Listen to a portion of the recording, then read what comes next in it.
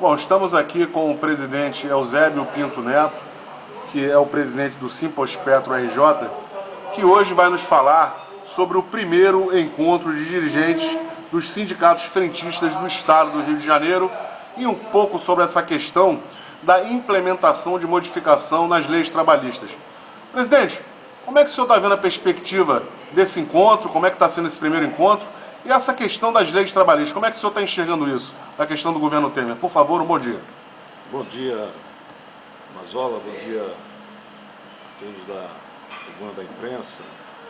Esse primeiro encontro ele é consequência de um projeto de organização da categoria dos trabalhadores de postos no estado do Rio de Janeiro, que começou em 2005, mais exatamente no dia 7 de abril de 2005, com a fundação do primeiro sindicato dos trabalhadores de postos do Rio, e é um sindicato estadual, mas que já tínhamos um projeto de fazer esse desmembramento,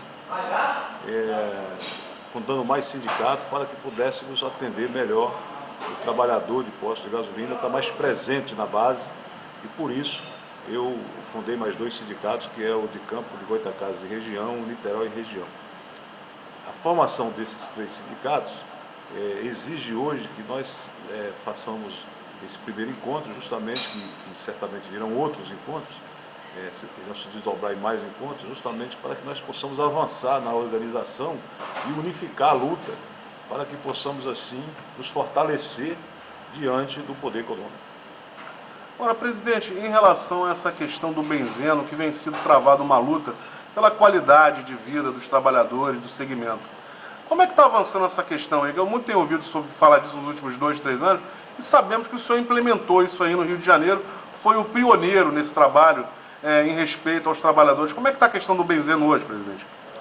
Na verdade, a nossa categoria já tem uma preocupação com o benzeno há muitos anos, né? Isso remonta lá de aproximadamente 20 anos. Nós já tínhamos começado esse trabalho lá em São Paulo com a universidade, a USP e a Unicamp. Só que era um trabalho ainda muito embrionário e tinha também a participação lá da Fundacentro, né? E nós sabemos que é muito atuante lá em São Paulo. E, enfim, a gente conseguiu alguma bagagem, né, nessa experiência lá, e aí a gente foi levando isso para o resto do Brasil, né? Tivemos algumas experiências também na Bahia e em outros estados. Quando eu fundei o sindicato aqui do Rio de Janeiro, nós, evidentemente, tínhamos essa preocupação, e aí começamos a fazer um trabalho junto com os órgãos públicos, né, aí também com a Fiocruz, que é uma parceira fundamental nesse processo, né, e também a Fundacentro e o Ministério Público, e aí envolve também até a Justiça do Trabalho, entendeu? O Ministério do Trabalho, todos os órgãos, que nós formamos aí uma comissão para desenvolver um grupo de trabalho, para aprofundar não só nas pesquisas, mas também nas ações de prevenções. E isso requer todo um engajamento dos órgãos para que assim pudéssemos também contar com a fiscalização, entendeu? Para exigir das empresas que cumprissem com a legislação.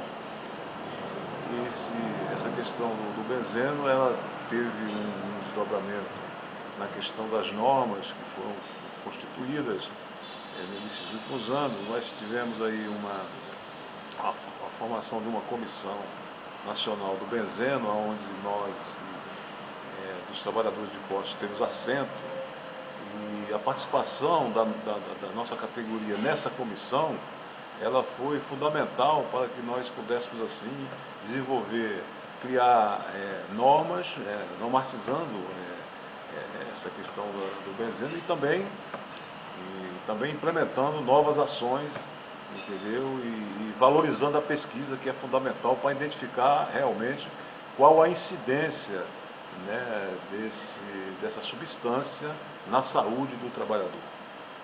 Presidente, para encerrar então esse ping-pong rápido, eu queria que o senhor reafirmasse o que o senhor falou ainda agora na palestra sobre essa questão da relação capital-trabalho, e que deixa o pessoal, o dirigente de sindicato, de olho aberto. Porque, lamentavelmente, indo ao encontro do que o senhor falou, vemos que alguns dirigentes, infelizmente, não têm a consciência da luta de classe. Fala um pouquinho disso, faça um apelo aos seus colegas que ombreiam com o senhor no movimento sindical, no sentido de que realmente eles, na sua grande totalidade, voltem a convergir, que haja uma unidade, porque o ataque está colocado aí, está tudo em xeque, né? A terceirização está sendo colocada como um rolo compressor. Faça esse apelo, fale o que o senhor falou ainda agora lá na palestra, que o senhor fez uma explanação brilhante. Dê uma elaborada nesse sentido da luta de classe para a gente, presidente. Quando eu falo assim da luta de classe, na minha maneira de pensar, que o dirigente sindical, ele tem que ter lado.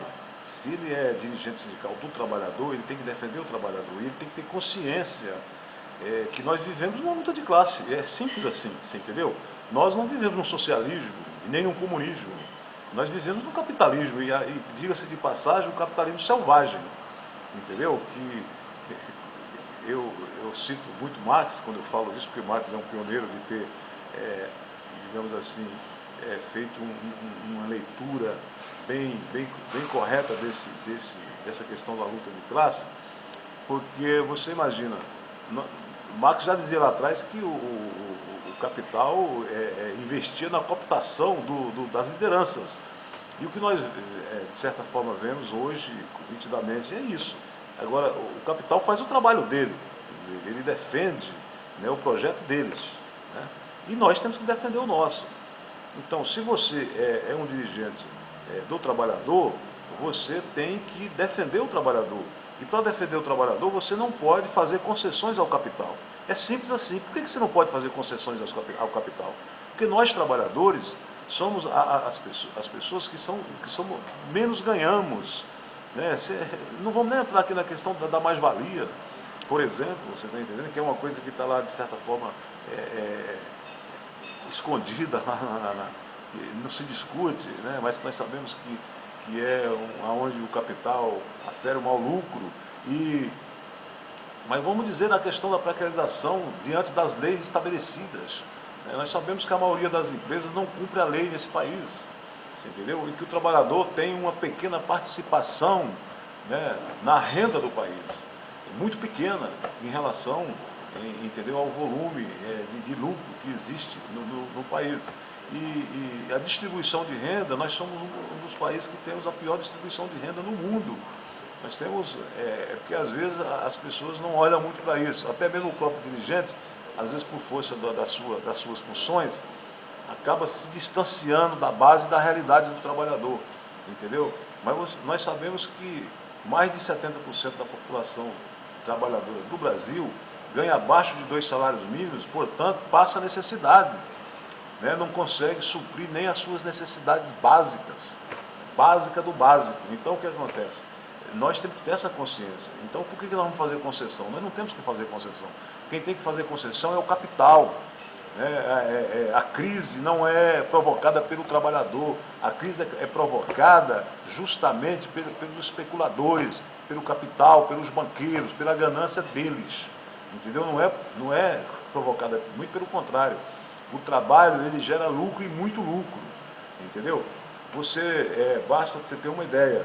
Todo empresário, quando ele quebra a empresa, mas o empresário está rico. Eu já fiz essa pesquisa no meu setor. O cara fecha lá a empresa, diz que quebrou, mas hoje você vai ver a vida particular do cara, o cara tem iate, cobertura, mansões e etc, tudo conseguido na empresa. Aí ele quebra, fecha a empresa e manda o trabalhador e procurar seus direitos na justiça, não paga, dá calote do trabalhador, mas ele tem bens, que às vezes transfere para terceiro, entendeu? Para dar justamente calote. Essa é a realidade, nós não podemos esconder isso.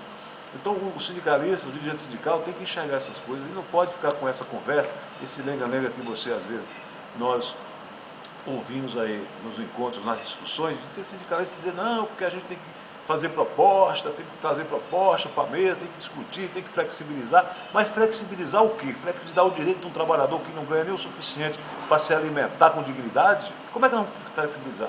Então nós vamos agora voltar à época da escravidão total, porque já vivemos uma parte na escravidão.